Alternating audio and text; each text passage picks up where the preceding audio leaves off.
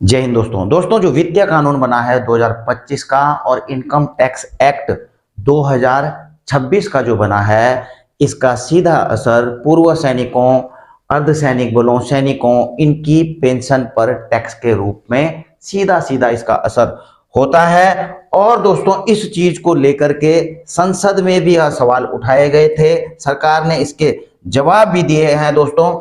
और ये चीज पूरी क्लियर पिक्चर में आपको इस वीडियो में आगे बताऊंगा दोस्तों। लेकिन इन चीजों को लेकर एक सांसद हैं राघव चड्ढा जी, उन्होंने पूर्व सैनिकों के ऊपर टैक्स को लेकर के वकालत की है, मांग की है और लॉजिक भी रखे हैं कि उनके ऊपर टैक्स क्यों नहीं लगना चाहिए।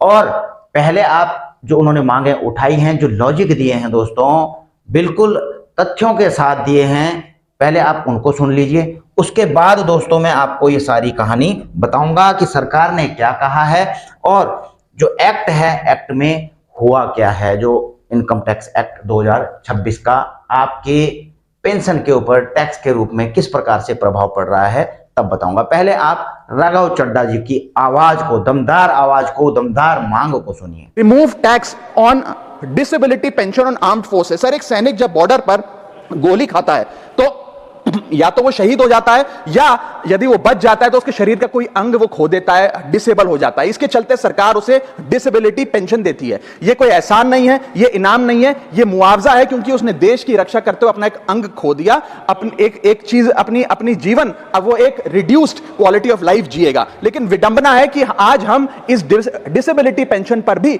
इनकम टैक्स लगाने जा रहे हैं। इस यूनियन बजट 2026 में फाइनेंस मिनिस्टर ने tax exemption on disability pension को विड्रॉ किया है और 1922 से डिसेबल पेंशन आर्म्ड फोर्सेस को जो दी जा रही थी उसमें कोई इनकम टैक्स नहीं था। पहली बार 1922 से लेकर आज तक कोई इनकम टैक्स नहीं लगा, लेकिन अब हम उस पर इनकम टैक्स लगाने जा रहे हैं, जो कि ठीक नहीं है। मैं आपको एक उदाहरण के माध्यम से समझाना चाहूंगा। एक सोल्जर जो 20 साल का जब था, उसने भारतीय फौज को ज्वाइन किया। 25 साल सर्विस करने के बाद एक्सट्रीम कंडीशंस में उसने दिवाली बंकर में मनाई, ईद बॉर्डर पे मनाई, क्रिसमस के दौरान पेट्रोलिंग करी, अपने बच्चों के बर्थडे, अपनी मैरिज एनिवर्सरी, सुख दुख के मौके सब मिस किए। लेकिन उसने अपने सैक्रिफाइस को कभी टैक्स लैब और टैक्स एग्जेम्पशन के चश्मे से नहीं देखा। लेकिन जब ऑपरेशन के दौरान किसी इंजरी के चलते वो अपना कोई अंग खो देता है और मेडिकल बोर्ड उसे 40 से 50% डिसेबल घोषित कर देती है, तो उसके पास दो चॉइसेस होती हैं। या तो वो सर्विस छोड़ दे और पेंशन लेने शुरू लग जाए। अगर सर्विस छोड़ के वो पेंशन लेने लग जाता है तो उसकी पेंशन एग्जेम्प्ट है। लेकिन अगर वो सर्विस नहीं छोड़कर अपनी पूरी टेन्योर काम करता है, अपाहिज होने के बाद, डिसेबल होने के बावजूद भारत माता की सेवा में कार्यरत रहता है, तो उसको डिसेबिलिटी पेंशन जब मिलती है रिटायरमेंट के उपरांत, तो उस पर इनकम टैक्स इस अमेंडमेंट के द्वारा लगाया जा रहा है। सर, ये करके हम एक प्रकार से दो category of wounded soldiers create कर रहे हैं, जिसमें दर्द सहकर जो फौजी ज्यादा काम करता है उससे ज्यादा टैक्स लिया जाएगा। हम अननोइंगली पनिश कर रहे हैं सैनिकों को घायल होने के बाद जो काम करते हैं। So we are penalising courage, we are taxing endurance. मैं कहना चाहता हूं sir, when the wound is same, service is same, sacrifice is same, tax treatment अलग अलग नहीं होना चाहिए। डिसेबिलिटी पेंशन कोई विंडफॉल गेन नहीं है, कोई बोनस नहीं है, कोई प्रिविलेज नहीं है। अगर भारत माता की सेवा में उस सैनिक ने अपना कोई अंग खो दिया, उसको टैक्स मान के और उसकी डिसेबिलिटी पेंशन को अतिरिक्त इनकम मान के उस पर टैक्स नहीं लगना चाहिए। You can tax income, you can tax profit, but you can not tax a soldiers sacrifice. Sir, मैं बस यही कहना चाहूंगा कि एक ग्रेटफुल नेशन एक हाथ से सोल्जर को सल्यूट और दूसरे हाथ से इनकम टैक्स का नोटिस नहीं दे सकता। इसे विड्रॉ करना चाहिए and restore full income tax exemption on disabled pension for all army personnel। तो दोस्तों आपने राघव चड्ढा जी की जायज मांग को सुन लिया। अब मुझे एक्सप्लेन करने की जरूरत नहीं है कि पूर्व सैनिकों के डिसेबिलिटी पेंशन के ऊपर टैक्स क्यों नहीं पड़ना चाहिए। और इसी चीज को लेकर के दोस्तों आप यह देख रहे हैं, थोड़ा पीछे का है, 16 मार्च का है, संसद में जब सेशन चल रहा था तो यह सवाल उठाया गया था दोस्तों। अंग्रेजी का है या हिंदी में है। श्रीमती महुआ मोइत्रा जी ने दिव्यांगता पेंशन के ऊपर इनकम टैक्स की छूट को लेकर के, ठीक है ना, कि जो ये छूट दिव्यांग हुए कर्मियों तक ही सीमित रखने का क्या कारण है, ठीक है, इसका ब्यौरा इन्होंने पूछा है। और सरकार से यह भी पूछा है कि सरकार ने कर्मियों के मनोबल पर इस तरह के कराधान के प्रभाव का कोई आंकलन किया है। विशेषकर यहाँ पर जो सरकार ने आंसर दिया गया है कि दिव्यांगता पेंशन को आयकर अधिनियम 1922 में के बनाए जाने की तारीख से छूट प्रदान की जा रही है।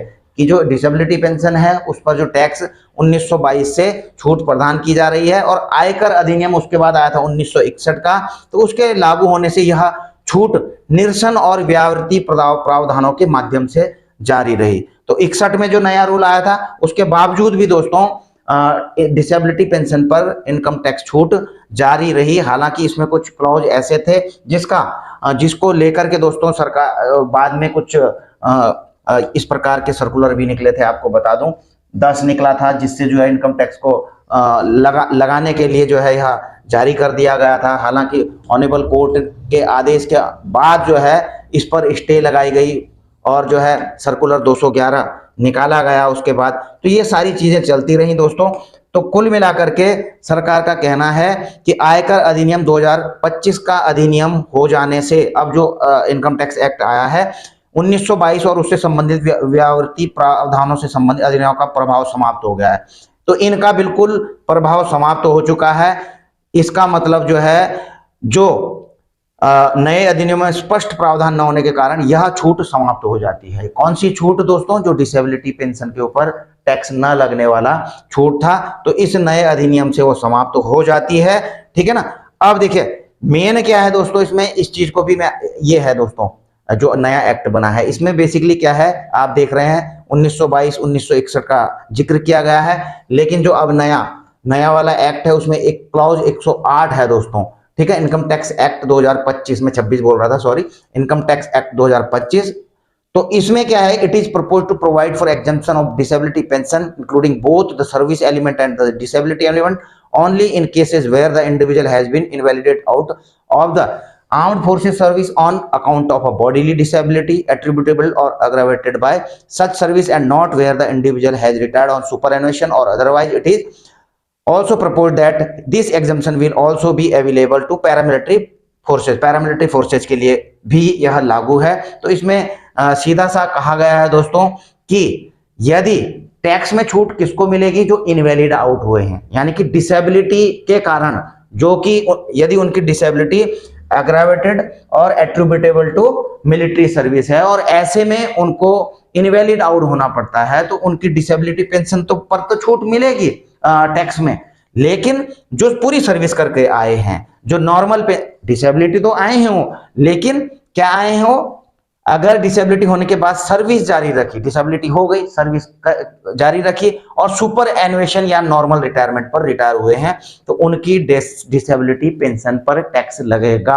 ये चीज बिल्कुल दोस्तों आप क्लियर अपने दिमाग में रख लीजिए कि जो इनवैलिड आउट हुए हैं डिसेबिलिटी की वजह से, उनका मेडिकल ग्राउंड में, तो उनके डिसेबिलिटी पेंशन के ऊपर टैक्स नहीं लगेगा।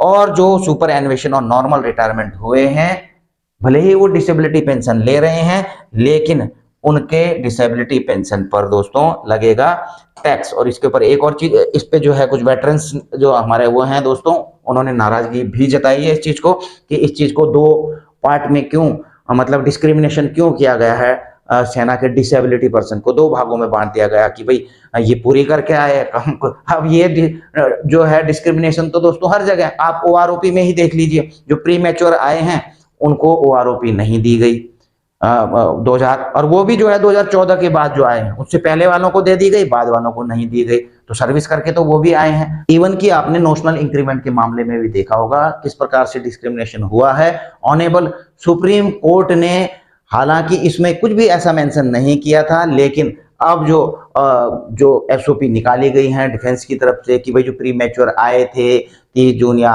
नेक्स्ट डेट पर इंक्रीमेंट था, उनको जो है नोशनल इंक्रीमेंट नहीं मिलेगा जो पूरी। तो मतलब दोस्तों कहीं ना कहीं ये भेदभाव तो हुए हैं, डिस्क्रिमिनेशन हुए हैं। तो उसी प्रकार से जो है डिसेबिलिटी पेंशनर्स को भी 2 कैटेगरी में बांट दिया गया है। तो इस प्रकार के डिस्क्रिमिनेशन तो दोस्तों आप देख ही रहे हैं, कहीं ना कहीं हो ही रहे हैं, लगातार इनकी मांगें उठती रही हैं। लेकिन क्या करें दोस्तों, सरकार या जो है वहां पर बैठे हुए बड़े बड़े ब्यूरोक्रेट जिस प्रकार का चाहते हैं, कुछ ना कुछ जो है किस प्रकार से पैसा बचाया जाए, किसको अलग किया जाए, किसको कैसे छटनी किया जाए, तो ये उनके ऊपर है दोस्तों। ठीक है ना।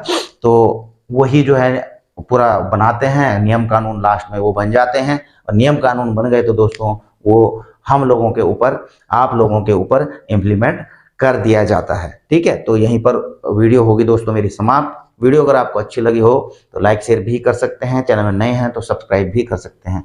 और वीडियो करेंगे समाप्त। जय हिंद।